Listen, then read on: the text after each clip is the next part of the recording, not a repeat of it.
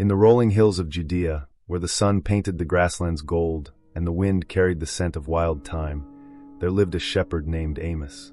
His village, Bet-Har, was a cluster of stone houses nestled in a valley, surrounded by rugged slopes where shepherds had tended their flocks for generations.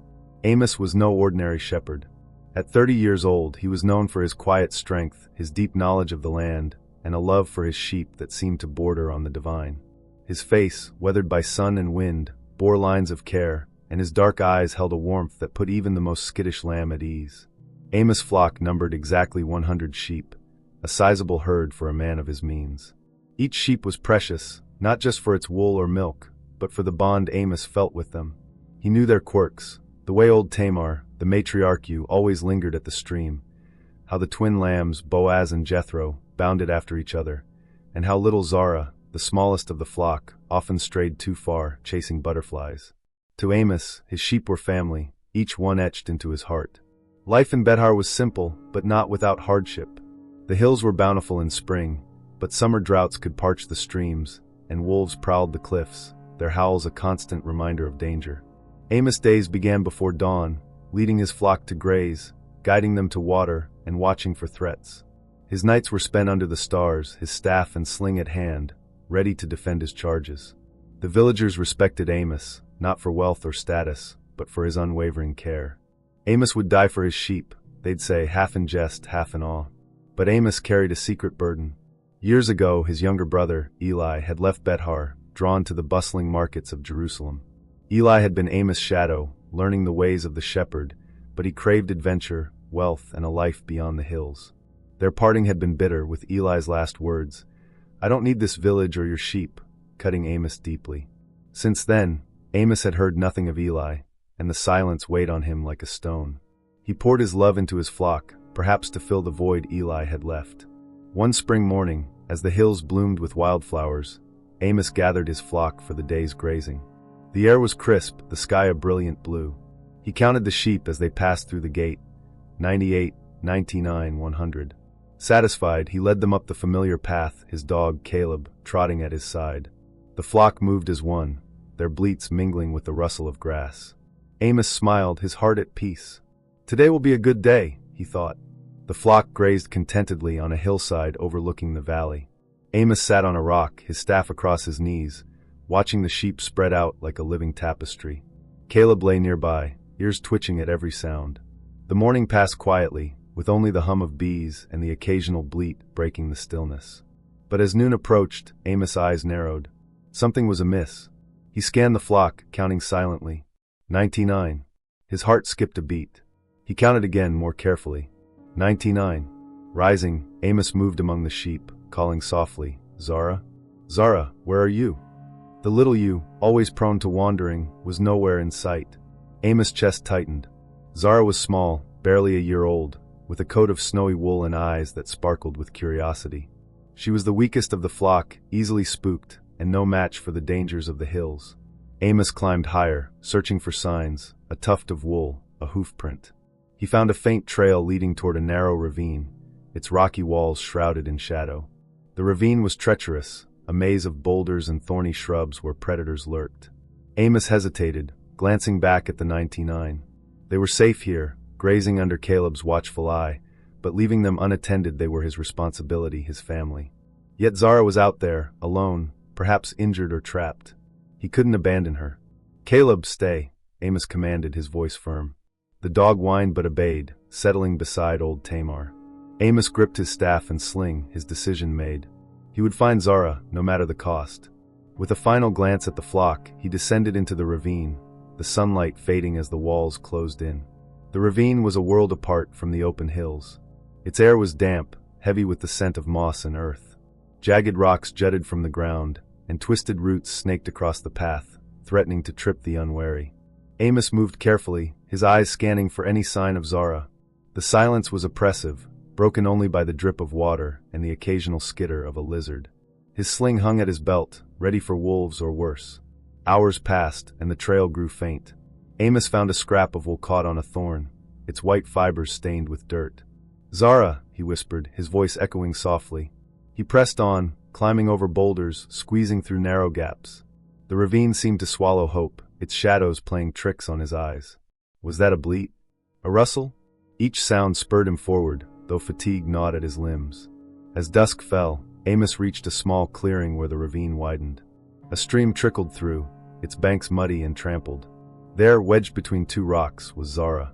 Her wool was matted, her leg caught in a crevice. She bleated weakly, her eyes wide with fear. Amos' heart leapt. "Zara, I'm here," he called, scrambling toward her.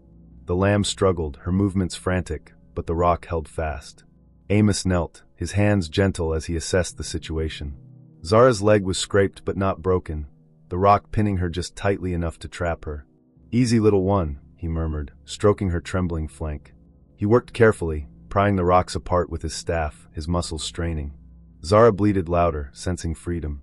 With a final heave, the rock shifted, and Zara stumbled free, her legs wobbly but intact. Amos lifted her into his arms, her warmth a balm to his weary soul. She nuzzled his chest, her fear easing. "You're safe now," he said, tears pricking his eyes. But the danger wasn't over. Night was falling, and the ravine was no place for a shepherd and a lamb. Wolves would be stirring, and the path back was long. Amos secured Zara across his shoulders, her weight a burden he welcomed, and began the ascent. The return journey was harder. Darkness cloaked the ravine, and the stars offered little light. Amos moved by feel, his hands grazing the walls, his ears straining for danger. Zara's weight pressed on his shoulders, and his legs burned with each step. The cold seeped into his bones, but he kept moving, driven by the thought of his flock waiting above. A low growl stopped him cold. In the shadows, 2 amber eyes glowed, then 4. Wolves! Amos' heart raced. He eased Zara to the ground, placing her behind him, and gripped his sling. The wolves circled, their teeth bared, sensing an easy meal. Amos stood tall, his voice steady. "Back!" he shouted, swinging his staff. The wolves flinched but didn't retreat. Drawing a stone from his pouch, Amos loaded his sling and whirled it, the hum cutting the air. He released, and the stone struck the lead wolf's flank. It yelped, stumbling, and the others hesitated. Amos loaded another stone, his eyes locked on the pack. "Go!" he roared, stepping forward. The wolves, sensing his resolve, slunk back into the darkness, their growls fading. Amos exhaled, his hands trembling. He lifted Zara again, her warmth grounding him. "We're almost there," he whispered, though he wasn't sure. The ravine seemed endless, its twists disorienting. But as the first light of dawn touched the cliffs, Amos saw the ravine's end. He climbed the final slope, his strength nearly spent, and emerged onto the hillside. The flock was there, grazing as if nothing had changed. Caleb bounded toward him, tail wagging, and the sheep bleated in chorus. Amos set Zara down, and she tottered to her mother, nuzzling eagerly. The sight filled Amos with a joy so fierce it hurt. He sank to his knees, his body aching, his heart full. 99 had been safe, but the one had been lost, and now she was found. Word of Amos' deed spread quickly. By midday, the villagers gathered at his home, their faces alight with wonder. "You left the 99 for one lamb?" asked Miriam, the village weaver, her eyes wide. Amos nodded, cradling Zara, now cleaned and fed. "She's mine," he said simply. "I couldn't leave her." The villagers marveled, some shaking their heads, others smiling. Old Nathaniel, the village elder, clapped Amos' shoulder. "You're a fool, Amos, but a blessed one. That lamb's worth less than a day's wage, yet you risked everything." Amos met his gaze. "She's worth more than gold to me." That evening, Amos hosted a feast. The villagers brought bread, cheese, and wine, and the hillside rang with laughter and song. Children danced around Zara, who nibbled grass contentedly. Amos stood at the edge, watching, his heart swelling. He thought of Eli, wondering if his brother, too, was lost somewhere, waiting to be found. The thought lingered, but the joy of the moment held him. As the stars appeared, Amos spoke, his voice carrying over the crowd. "Today, we celebrate Zara's return. She was lost, but I found her. And I tell you, there's more joy in finding one lost soul than in keeping the 99 who never strayed." The villagers nodded, some wiping tears. They understood, not just the shepherd's love, but the deeper truth Amos' act revealed. Days turned to weeks, and life in Bethar resumed its rhythm. Zara grew stronger, staying close to Amos, her wandering days tempered by memory. Amos, too, was changed. The search for Zara had stirred something in him, a hope that no one, not even Eli, was beyond reach. He began asking travelers about his brother, sending word to Jerusalem, clinging to the belief that love could find even the farthest heart. One autumn day, as Amos led the flock home, a figure appeared on the road. Thin, ragged, with a face half hidden by a hood, the man walked with a limp. Amos squinted, his heart pounding. "Eli," he called, scarcely daring to hope. The man stopped, lifting his head. It was Eli, older, worn, but unmistakably his brother. Amos ran, his staff falling, and embraced Eli, tears streaming. Eli stiffened, then sank into the hug, his own eyes wet. "Amos," he whispered, "I didn't think you'd want me back." Amos pulled back, gripping his shoulders. "You're my brother." I never stopped looking. Over a fire that night, Eli shared his story. Jerusalem had dazzled him, but its promises were hollow. He'd chased wealth, fallen into debt, and lost everything. Shame had kept him away, but tales of a shepherd who risked all for one lamb had reached him.